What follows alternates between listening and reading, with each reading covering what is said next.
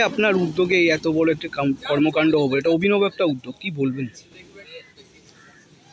এখানে আমাদের এই বিদ্যালয় বর্ধমান সিএসএস স্কুল প্রাথমিক বাবুরবাগ এমন একটা পরিবেশের মধ্যে, এখানে একটা বিশ্ববিদ্যালয়ের একটা ছাত্র ছায়াগতি রয়েছে, এদিকে একটা মেডিকেল কলেজ রয়েছে এবং তার মধ্যে একটা শিক্ষার একটা আদর্শ একটা পরিবেশ। এবং এই পরিবেশটা আজকে একদিনে হয়নি, চারিদিকে যে সুবিধায়নের মধ্যে দিয়ে যে একটা পড়াশোনার একটা আদর্শ পরিবেশ গড়ে উঠেছে ধীরে ধীরে 40 বছর ধরে।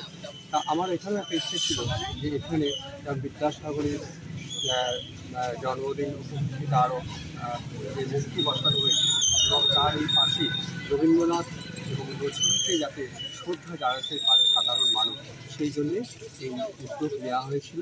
এবং এই বছর প্রথম শুরু করি এই ঈশ্বরচন্দ্র রবীন্দ্রনাথ ঠাকুর এবং নজরুলের জন্মদিনেও এখানে একটা অনুষ্ঠান করা হবে এবং এটা প্রতি বছরই যেন সর্বসাধারণ মানুষ যারা আছেন এলাকাবাসী প্রত্যেকেই যাতে এই রবীন্দ্রনাথ এবং নজরুলকে স্মরণ করতে পারে সেই জন্য এই মূর্তি বসানো। আপনার নাম পরিচয়? আমার নাম বিশ্বনাথ দাস।